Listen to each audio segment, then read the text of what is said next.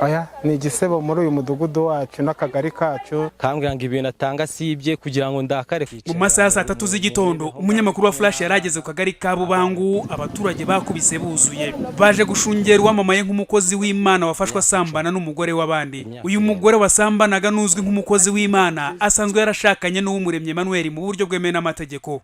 Abaturage baratwiganira uko byagenze nuko basanzwe baza aba bantu.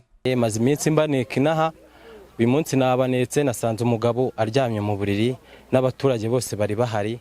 Uwo mugabo yaranzengereje mu rugo, ibintu byanjye nayo ifite butike barayihombya bayizana inaha. Ibyo byose ni gihamya, afite gihamya nyinshi cyane ko umugabo yanzengereje. Abamufasha hari abakarani bashizeho amafaranga baramufata, yacatse no guca mu idirishya, bamukuramo ajya muri toilette baramufunga bamukuramo. Bamusanze akenyeye isume. Uwo mugabo yarakenyeye isume. Uwo mugabo ni umudiyakoni, yari mwarimu, yari yungirije pasiteri. Na umubeshyera kuko twamufatiye yo mu cyumba. Muri icyo cyumba se katari we. Noneho icyongeye yagiye ejo abwira umugore we ngagiye gukorera peri mu Butare. Uri kumva? Ngagiye gukorera peri. Ubu ngo yari gukora ikizami. Yaje icyo kizami we yavuye mu rugo abeshya umugore ko agiye ku kizami. Ikizami nyine yari yaje kugikora kwa muramukazi wanjye. Umugabo afite amafaranga, umugore wanjye na pariki igare mvuye mu kazi. Kambwira ngo iyo uparitse igare ngiba numva ngiye kuruka. Noneho wa undi yaza kubera nacuruzaga yakinjira nke muri butike wenda aje nko kugura amazi. Iyo umuntu aparitse imodoka ni uba ari umugabo. Yabimbwira kugira ngo bashe umujinya, yanera umujinya wenda ku buryo namukubita.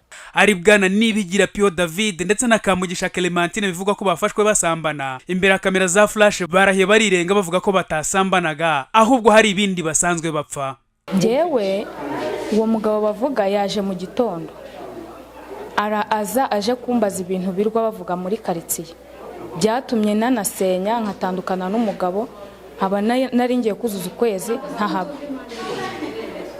Azambaza uko bimeze nuko bihagaze, turi kubisobanura tubiganiraho. Nibwo rero umugabo wanjye w'isezerano yaje azanye n'igihiriri cy'abantu, aza yinjira ari muri turabafashe, dore ngaba bambaye ubusa turabafashe. Oya, ibyo kuvuga ngo dufitanye umwana si uko bimeze, ahubwo ikiriho umugabo we icyo apfa n'umugore nyamukuru avuga yuko umwana wa mbere yabyaye w'imfura ngo dusa. Noneho rero naho amakimbirane yabo yavuye ava, hanyuma arakura bigeraho bavuga yuko umugore bamwirukana akava mu rugo bakamutera ibintu hanze akagenda. Aho yagiye rero niho yampamagaye ambwira ati ariko burya naratashye, ngewe baranyirukanye ndahagera ndamureba muri icyo gitondo kuko byari bimaze kuba mu masaha 4. Masengesho Anita, umugore utwite inda y'imvutsi, akaba ari uyu mugabo bivuga ko yafashwe asambana. Imbere ya kamera yavuze ko ngo nta bihamya afite ko umugabo we koko yafashwe asambana, ariko inyuma yazo yasaga n'ugira ati awa, kuko ngo ubusambanyi ari ingeso yamubayeho akarande, kuko ngo bashobora kuzakeneshwa n'ibyiru bahora bishyura kubera ubusambanyi bw'umugabo we. Uko byagenda kose ntago ari inkuru nziza wavuga ngo umuntu arayumva yishimye. Ubwo nayo icyo nje kureba, nayo nje kumva koko ayo makuru niba ari yo sindamenya niba ari byo cyangwa atari byo. Nanjye bagataho sinzi ukuri cyangwa ikinyoma. Twagerageje kubaza ubuyobozi kuri iki kibazo, ariko abo ku kagari babwira umunyamakuru ko bafite amabwiriza yo kutagira icyo batangariza itangazamakuru uretse ubuyobozi bw'akarere. Gusa mu byaciye mu jisho ry'umunyamakuru, ubuyobozi bwakoze ibishoboka byose ngo bwumvikanishe impande zombi, ariko birangira boherejwe ku rwego rw'umurenge ngo bakurikiranwe. Dantoni Gasigwa mu karere ka Rulindo.